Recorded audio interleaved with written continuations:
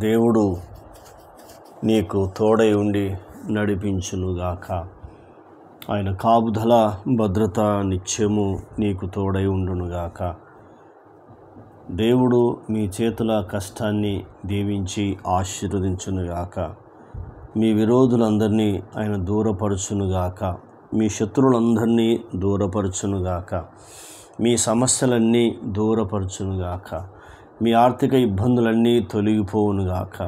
మీలో ఉన్న అనారోగ్యము తొలగిపోవునుగాక. మీ కుటుంబాలలో సమాధానం, సంతోషం, ఆనందం నిత్యము కలుగునుగాక. నిత్యము కలుగునుగాక. శాంతి, సమాధానం, నెమ్మది ఉండునుగాక. Amen, amen, amen. దేవుని వాక్యాన్ని చదువుకుందాం. ఈ దినము దేవుడు బయలుపరచబడిన దేవుని వాగ్దానాన్ని పొందుకుందాం. యెషయా గ్రంథము 54వ అధ్యాయము 14వ వచనము చదువుకుందాం. ఇక్కడ యెషయా ప్రవక్త ద్వారా దేవుడు మాట్లాడుతున్న మాట జీవంతో కూడింది, ఆశీర్వాదంతో కూడింది. పొందుకుందాం. నీవు భయపడనక్కరలేదు, బాధించువారు నీకు దూరముగా నుందురని దేవుడు వాగ్దానం చేస్తున్నాడు. దేవుడు ఇక్కడ వాగ్దానం చేసి మాట్లాడుతూ ఉన్నాడు. ఇక్కడ మనం చూస్తున్నప్పుడు అద్భుతమైన మాటలు ఈ 54వ అధ్యాయంలో మనకు కనబడుతూ ఉంది. కాబట్టి ఇక్కడ మనం చూస్తూ ఉన్నప్పుడు ఏం మాట్లాడుతుందంటే, దేవుడు మాట్లాడుతున్న మాట నీవు భయపడనక్కరలేదని దేవుడు మాట్లాడుతున్నాడు. ఇశ్రాయేలు ప్రజలను ఉద్దేశించి దేవుడి మాటలు చలవించి రాస్తూ ఉన్నాడు. కాబట్టి నిజమే, నీవు కూడా మరి దేని చూసి భయపడుతున్నావు?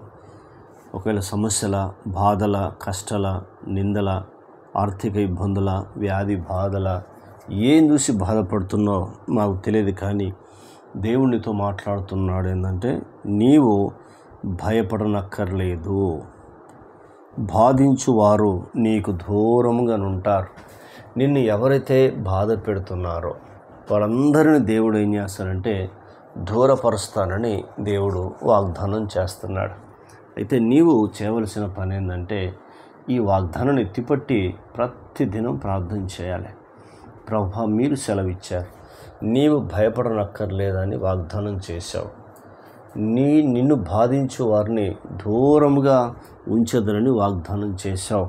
ఈ వాగ్దానము నా జీవితంలో మీరు నెరవేర్చుమని అడుగుచున్నాను తండ్రి, నీకు స్తోత్రాలు అని చెప్పి దేవుని అడిగి దేవుని సన్నిధిలో కుమ్మరించి నీ హృదయాన్ని కుమ్మరించి వ్యక్తిగత ప్రార్థన, కుటుంబ ప్రార్థన, కన్నీటి ప్రార్థన, ఉపవాస ప్రార్థన, ఈ 4 ప్రార్థనలు చాలా శక్తివంతమని. మొట్టమొదటి వ్యక్తిగత ప్రార్థన, రెండవది ఉపవాస ప్రార్థన, మూడవది కన్నీటి ప్రార్థన, 4వది కుటుంబంతో కలిసి ప్రార్థించినప్పుడు ఈ వాగ్దానం ఖచ్చితంగా నీ జీవితంలో నెరవేర్చబడుతుంది. దేవుడు నీతోనే మాట్లాడుతున్నాడు. ఇశ్రాయేలు ప్రజలకు వాగ్దానం చేస్తున్న దేవుడు నీతో కూడా వాగ్దానం చేస్తున్నాడు. కాబట్టి ఈ వాగ్దానాన్ని నీవు పొందుకోవాలని ఒక దైవ సేవకుడిగా నేను ఆశపడతా ఉన్నాను.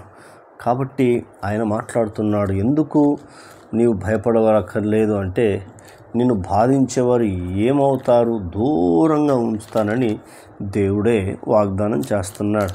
మరి వాగ్దానం చేసిన దేవుడు అది ఆ మాట మనం ఏం చేయాలంటే నమ్మాలి. నమ్మి ఆయన మీద మనం ఖచ్చితంగా ఏం కావాలంటే ఆధారపడాలని దేవుని యొక్క వాక్యము సెలవిస్తూ ఉంది. మరొక లేఖన భాగాన్ని చదువుకుందాం.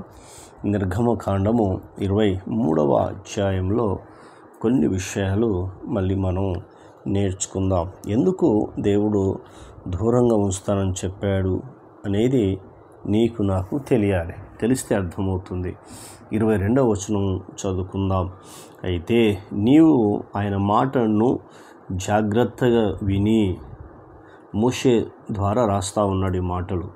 అయితే ఆయన మాటను జాగ్రత్తగా విని నేను చెప్పినది యావత్తు చేసిన ఎడల, ఇదే అన్నమాట. నిన్ను బాధించేవారందరూ దూరంగా ఉండాలి అంటే ఫస్ట్ ఆయన మాట జాగ్రత్తగా వినడం నేర్చుకోవాలి. అన్ని మాటలు జాగ్రత్తగా వింటున్నావు, దేవుని మాట నిర్లక్ష్యం చేస్తున్నావు. జాగ్రత్తగా వినలేకపోతున్నావు. విని చూడు ఎంత అద్భుతం జరుగుతుందో. నేను నీ శత్రువులకు శత్రువును అంటున్నాడు. ఏం చెప్తున్నాడు? నీ శత్రువులకు నేను శత్రువును అవుతాను అని చెప్తున్నాడు. అంటే అర్థం ఏంటంటే, నీవు వాళ్ళను చూసుకునే పని కాదు. నువ్వు ప్రేమించు. నీ శత్రువు కొరకు ప్రార్థన చెయ్యి. నీ శత్రువు ఆకలి ఉంటే భోజనం పెట్టు. నువ్వు ప్రార్థన చెయ్యి. అంతేకాని నీవు వారికి భయపడనక్కర్లేదు అని దేవుడు మాట్లాడుతున్నాడు. నిజమే, దేవుని మాటలు మనని ఆదరిస్తాయి. మనుషుల మాటలు మనని కృంగదీసి గాయపరుస్తూ ఉంటాయి. నీ శత్రువులకు నీ శత్రువును అవుతాను ఎప్పుడు నువ్వు ఆయన మాట జాగ్రత్తగా విన్నప్పుడు. మొదటి. రెండవది, నీ విరోధులకు విరోధినై యుందును అని చెప్తున్నాడు. రెండవది, నీకు ఎవరైతే విరోధులు ఉన్నారో వారందరికీ నేను విరోధిని అవుతాను అని దేవుడు ఎంత చక్కగా మాట్లాడుతున్నాడో చూడు. మరి దేవుని బిడ్డలారా, క్రైస్తవ జనాంగమా, ఒకసారి నిన్ను పరీక్షించుకో. మరి దినం దేవునికి ఇచ్చిన ఆయుష్ ఆరోగ్యం ఎంత గొప్పది. మరి దేవుడికి ఎంత సమయం ఇచ్చావు? దేవుని మీద ఎంత ఆధారపడుతున్నావు? ప్రతిదినం వాక్యం చదువుతున్నావా? ప్రతిదినం ప్రార్థన చేస్తున్నావా? ప్రతిదినం ఆయనతో సహవాసం చేస్తున్నావా? ప్రతి ఆదివారం మానకుండా ప్రభు సన్నిధికి వెళ్తున్నావా? ప్రభుతో గడుపుతున్నావా? ఆయన ఒకసారి ఆలోచించి, దేవుడు 6 దినాలు కష్టపడి 7వ దినం అది దేవుడు విశ్రమించిన దినం కాబట్టి అది విశ్రాంతి దినం అని దేవుడు చెప్పాడు. కాబట్టి అందులో నీవు కానీ, నీ కుమారుడు కానీ, నీ కుమార్తె కానీ, నీ దాసుడు కానీ, దాసురాలు కానీ, నీ ఎద్దే కానీ, గాడిద ఏది కూడా పని చేయకూడదని ఇశ్రాయేలు ప్రజలకు దేవుడు వాగ్దానం చేశాడు. ఆ వాగ్దానానికి వాళ్ళు కట్టుబడి ఉన్నారు. ఇప్పుడు కూడా వాళ్ళు పాటిస్తారు. వాళ్ళు విశ్రాంతి దినం వచ్చిందంటే అసలు పొయ్యి అంటించరు, ఇంట్లో పొయ్యి అంటించరు. మందిరానికి వెళ్ళొచ్చిన తర్వాతనే వాళ్ళు ఏం చేస్తారంటే ఇంట్లో పొయ్యి అంటిస్తారు. ఈనాడు చూడు, నువ్వు వాళ్ళు ఉన్నావా? అంత దేవుని గౌరవిస్తున్నావా? అంత దేవుని పూజిస్తున్నావా? ఎందుకంటే ఆ 7వ దినం అది పరిశుద్ధమైన దినం, అది ఆశీర్వాదించబడిన దినం. కాబట్టి ఆ దినాన్ని నీవు అనుభవించాలంటే ఖచ్చితంగా దేవునితో మాట్లాడుతున్న మాట అమూల్యమైన మాట. ఒకసారి మనం ఆలోచించుకుందాం. ప్రార్థన. కన్న తండ్రి, నీకు స్తోత్రాలు. విన్న మాటలు దుష్టతకు పోకుండా సహాయం చేయండి. నీవు భయపడనక్కర్లేదు అని చెప్పావు. భయపడనక్కర్లేదు అయ్యా ప్రభు. నిన్ను బాధించేవారందరూ దూరం అవుతారని చెప్పావు. అందుకు నీకు వందనాలు. ఈ మాటలు దుష్టతకు పోకుండా సహాయం చేయండి. మాతో ఇచ్చిన వాగ్దానం కొరకై వందనాలు. ఈ వాగ్దానం మా జీవితం నెరవేర్చి నీ నామానికి నువ్వు మహిమ తెచ్చుకోమని మా ప్రార్థన విని జవాబిచ్చినందుకు కృతజ్ఞతలు చెల్లిస్తూ యేసుక్రీస్తు నామంలో అడిగినవన్నీ పొందుకున్నాం తండ్రి. ఆమేన్. దేవుడు మనను దీవించి ఆశీర్వించును గాక. ఆమేన్, ఆమేన్, ఆమేన్.